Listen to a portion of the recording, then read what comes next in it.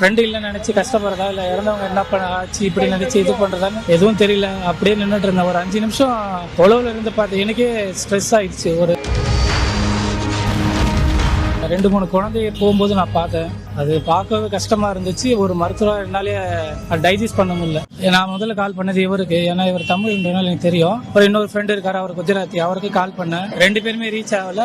கேள்விப்பட்ட உடனே இங்க வந்தேன். இங்க வந்தா ரெஸ்கியூ டீம் எல்லாமே வந்து ஆக்குபை பண்ணிட்டாங்க. யாரும் உள்ள விடல, டாக்டர்ஸ் மட்டும் உள்ள விட்டாங்க. நான் உள்ள போய் பார்த்தா எல்லாம் எரிஞ்ச நிலையில தூக்கிட்டு போயிட்டு இருந்தாங்க.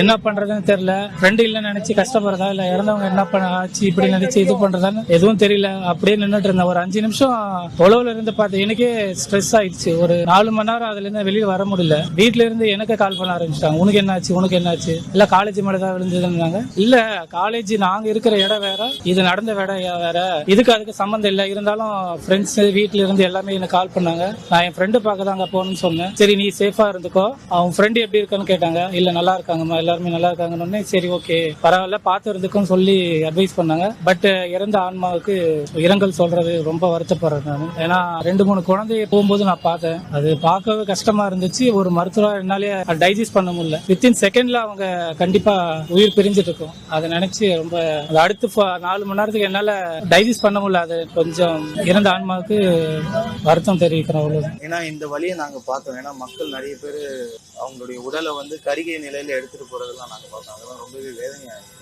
நீங்க அதை பதிவு பண்ணும்போது எங்களுக்கு புரியுது. ஸோ நீங்கள் இப்போ அந்த டாக்டர்ல உள்ள எமர்ஜென்சியில் இருக்கும்போது அவங்களுடைய உடல்களை கொண்டு போறது நாங்கள் பார்த்தோம். உள்ள வரைஞ்சது அதில் பார்த்தீங்கன்னா மோஸ்ட்லி வந்து எங்க யூஜி ஸ்டூடெண்ட்ஸ் பிஜி ஸ்டூடெண்ட்ஸ் அவங்க மட்டும்தான் வந்து வரும்போது அலைவா இருந்தாங்க.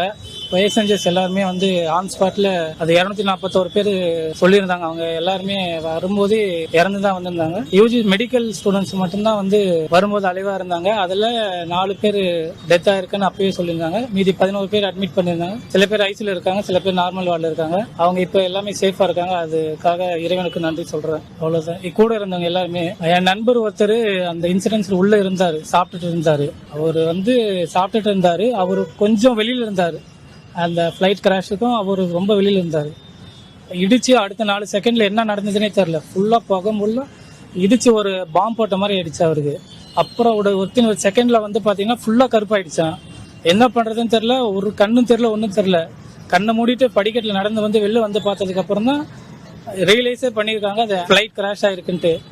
அதுக்கப்புறம் அங்கிருந்து ரெஸ்கியூ டீம் வந்து அவங்களெல்லாம் அப்ரூவ் படுத்திட்டு இருக்கிறவங்கள வந்து சேவ் பண்ணாங்க. மித்தவங்கள வந்து நீங்க பார்த்தது தான் கூட்டு போய் இது பண்ணிருந்தாங்க.